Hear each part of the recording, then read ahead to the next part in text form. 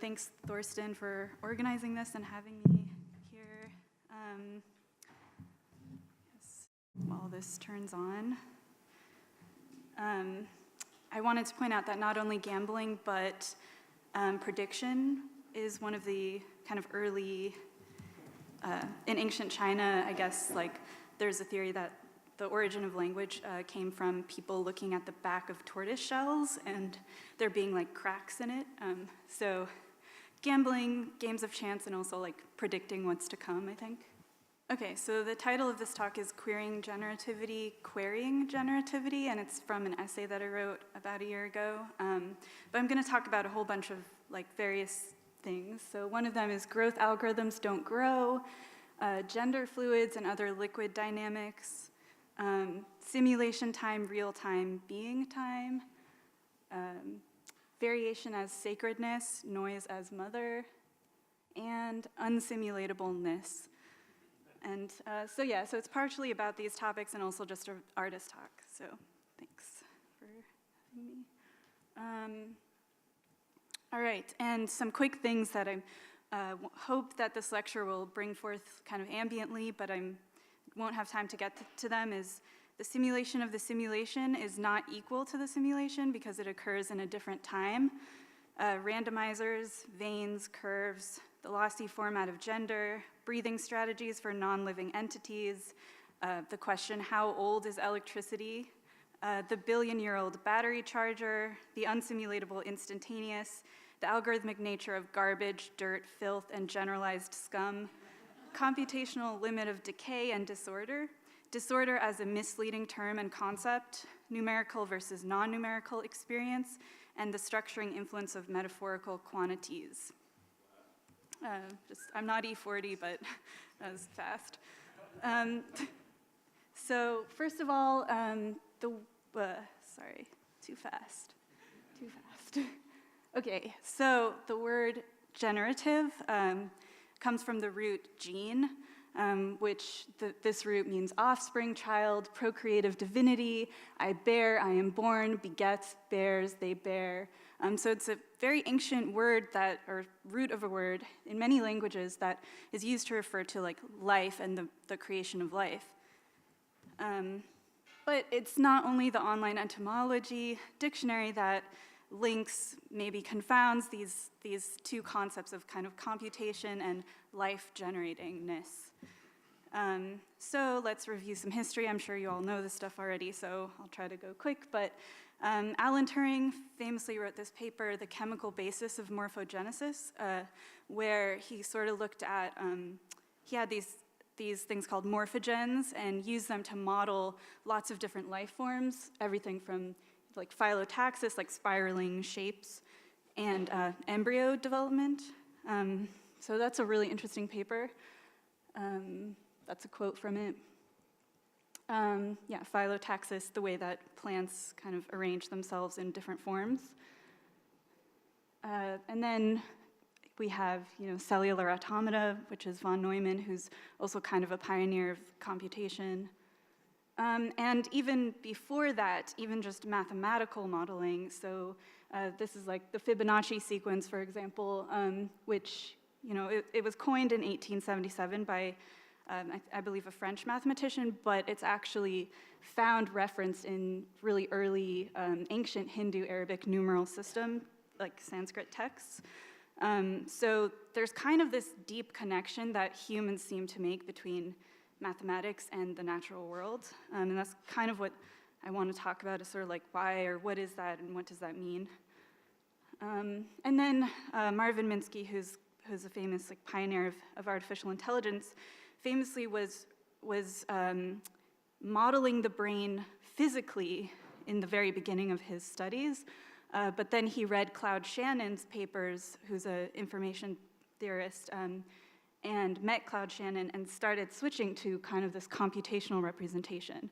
And I just think that's very interesting. So one of the answers to the question, like, why do we do this? Why do we think of nature in this way? Is like, well, we as humans, we model things in order to understand it. So there's many different ways of modeling, and maybe computation is just another kind of modeling. That's one version of it. So there's many algorithms that are very literally inspired by nature, or they aim to model nature, whatever nature is, the organic, I guess. So some quick definitions of this stuff would be like fractals. So what are fractals? Well, trees, rivers, deltas, and there's just a huge list of kind of observable phenomena that you see in the world, that you encounter, and if you learn about algorithms and generative algorithms, you're like, wow, that looks like that. It just looks so much like that. And so another example is reaction diffusion, so fish and cheetah patterns, brains, ice formations, mineral formations. Verone is another really famous one. Foam bubbles, honeycombs. Actually, this picture in the top is Verone stuff. Spirals, phyllotaxis, pineapples, pine cones, like cactus, succulents. The list is just like, and self-organizing maps. And also space colonization, like K nearest neighbors things, which I'll talk about.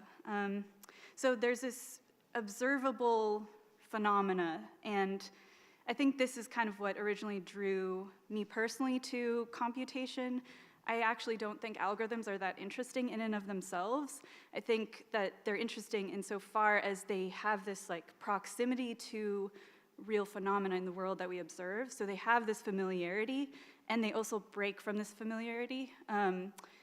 And so I think I also want to mention that Richard Feynman is a really famous kind of theorist of quantum electrodynamics, and he's really studying like the material world.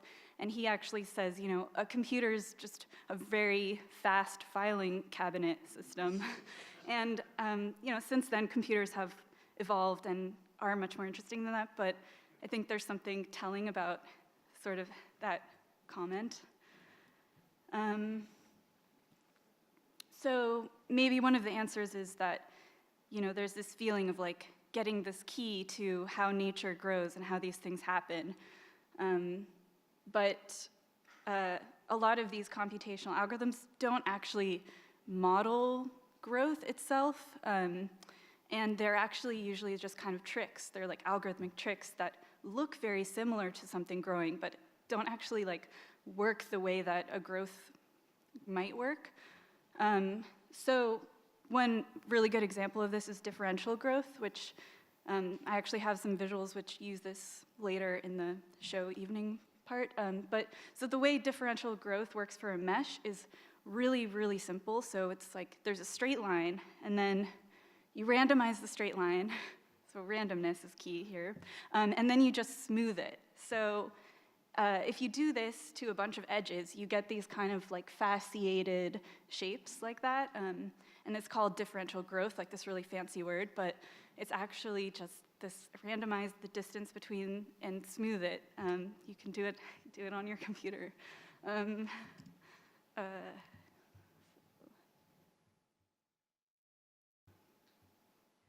This is just a video showing like the smoothing. And you can do this in many different ways, and I think to talk about generative algorithms would say like a generative algorithm would do this process in many different ways so that it creates like a space of possibilities of different variations.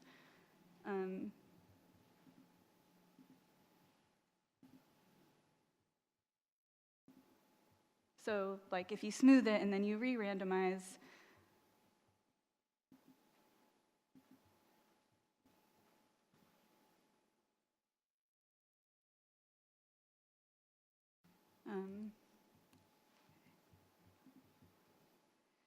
so maybe it's useful to consider this kind of thing as a different aesthetic, like its own thing. So, for example, I think this comes up in music a lot, like randomness. The randomness that we perceive from our computational systems are somehow different than real-world randomness, and maybe like it's useful to think of it as it's entirely its own aesthetic. Something like, in the history of the synthesizer, first we were just mimicking real-world sounds like the clarinet or the trumpet or the piano, and then there's like this field of avant-garde artists who decided, well, let's try to push it to its furthest kind of like possibility space. So like, let's try to create a sound that nobody's ever heard before. So that there's kind of this two different things, like between mimicking something real and then trying to kind of jump from that into something kind of unrecognizable or novel. And I think there's a parallel in the visual world with that kind of history.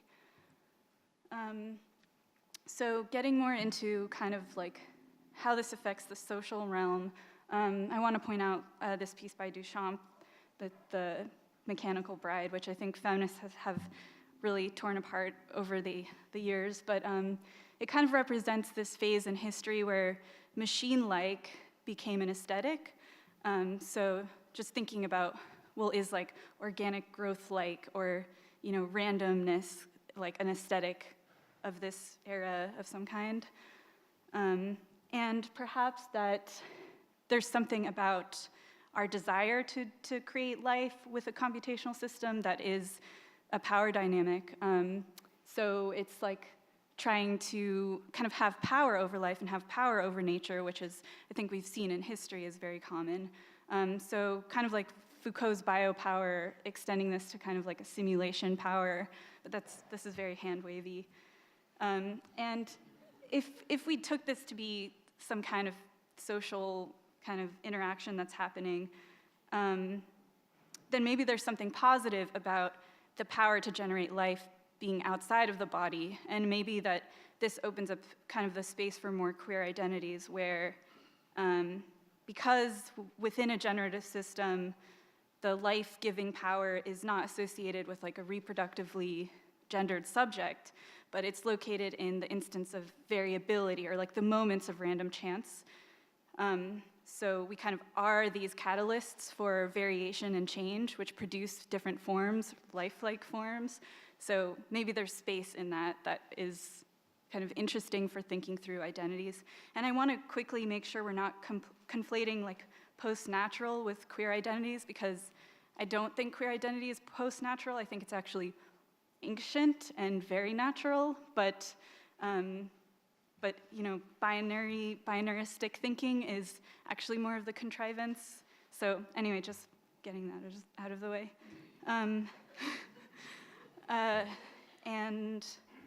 so going back to kind of computational algorithms, there's another algorithm called the space colonization algorithm, which 3 space, not outer space. So I'll talk about that one a little bit. So Turing so astutely said in, where is the first sentence of Morphogenesis is, in this section, a mathematical model of the growing embryo will be described. The model will be a simplification and an idealization, and consequently, a falsification. So I think that's really amazing that Turing kind of points out in this really early stage of modeling things that it's not actually, you know, close to the realness of actual growth. So the space colonization algorithm is another kind of algorithmic trick, but it's interesting because there's this question of like, oh, well, maybe it does model sort of processes of the plant. So space colonization algorithm is very often used for trees, branching trees, and also like vein-like structures in general. And again, it's sort of, if you break it down, it's sort of a simple thing of like you make random points and you increment a line towards the random points, and you calculate which is the closest random point and try to go towards that one. And then you branch off if there's multiple random points or you have some kind of branching rule, and then you smooth or average between those points. So again, like, is a plant doing this actually? Well, someone might argue like, in a way, it's modeling like resource optimization. So a plant might grow veins towards a point of sunlight because it uses the sun as an energy source, but it might minimize the amount of space that it's taking up. So if you just have this maximization and minimization, that's an optimization process. And makes sense, I guess, in some sense, but I think even like a single cell on a plant is far more complex than an optimization machine. So there's kind of this irreducibility, and there's kind of this unsimulatableness about a plant, even though we have these tricks to kind of make things that look like it or behave like it. So that's kind of where I get into what my artistic practice is about, is like, what is this thing that's missing, this quality that you can't actually simulate? And like, yeah, what does that mean? Well, first off, can we learn anything about the realness of a plant from computation? And I think somebody else pointed this out as well. Well, we are kind of filtering information through our perceptual system at all times, and we are pattern recognizers. And so can we, how can we ever know what the actuality is, given that we're like in this evolved perceptual system that is our own brains? This is just an example of, well, if you manipulate the spatial frequency of an image, the material looks completely different. So it looks shiny in one, and then it looks like matte or pasty in the other. So just encountering like, okay, well, our brains are already kind of like making their own computations over the information that we encounter. So that's something to try to think about, but not to get too stuck inside of our conditioned brains, but more importantly, I think when you actually do observe the world around you, it's very rare that you see something which is actually perfect. Nothing actually looks completely pristine in the way that an algorithm would make it look. So even a crystal, which is an example of a naturally occurring geometric form, if you observe it more closely, you would see that its surfaces are full of extremely beautiful imperfections and changes in the shape. And I think these are, in fact, more deeply perfect in some sense. So this kind of idea of like, what is that quality that's missing that we often filter out, or we think of as like an error or a dirty mark or a mistake. These are kind of like breaks in our pattern recognition system. And I would like to think of these as sort of crucial phenomena, or like a force in itself. So as opposed to the dichotomy of like order and disorder, maybe disorder is somehow crucial in the patterns that we see. And I think it's not that I want to simulate the unsimulatable or improve the realism of biomimicry or virtual worlds at all. In fact, I'm completely not interested in contributing to that. But, and actually, in fact, SIGGRAPH and many others already are working on this. And there's a beautiful paper called Time-Varying Surface Appearance. And this is an image from it where they try to model a burning wooden bowl. And that stuff's really interesting and cool. And there's a lot of examples of algorithms which account for like entropy and quantifiable disorder. And those are also interesting, but yeah, that's not totally what I'm interested in. So I think we have the uncanny valley, and we can substitute human likeness here with like organic likeness or like natural likeness. And I would say that I'm more interested in kind of these spaces here of like the very unfamiliar radical imagery, which is kind of like that synthesizer idea of like, can we make a sound that we've never heard before? Can we make a form that is impossible to see in the real experience? And I think that's a very interesting space. And then the other space is kind of up here with the very familiar, and kind of, can we break open the very familiar and see it again as like kind of a new phenomena, or basically seeing what's actually there and seeing how uncanny and strange it is. So it's not about making the digital more realistic so much as it is about making the real less realistic, and recognizing how infinitely strange the real phenomena that surround us, even in this room, are. And I think that computational processes, through some kind of like reflective negation, like taking the negative space of like what isn't there, can serve to recondition us to encounter what's actual and what's around us, like skid marks that are everywhere. The last thing I'll say is a simulation is another example of this thing that has error when it's running. And it exists in its own kind of simultaneous being time, which is something that Dogen, a famous Zen theorist, thought about. And so the uniqueness in time of a simulation is also kind of what brings it into the natural, or like the fact that there is error and chaos on a simulation is like the way that it actually is a natural process, if that makes sense. Lastly, I think a lot of our interfaces try to kind of minimize error as much as possible and hide us from kind of material realities, which is very dangerous, mostly because also they contribute to the environmental degradation of the world. So I just want to say that it's when you take off your headset that you're actually immersed, but maybe putting on and off your headset like helps you remember that in some way. And to echo the last line of Wobbly's talk yesterday, I'll just say that maybe in simulating nature, we'll come to a place where we better recognize the nature around us that we're destroying. And yeah, that's it. I have a mailing list that I'm passing around. Thanks.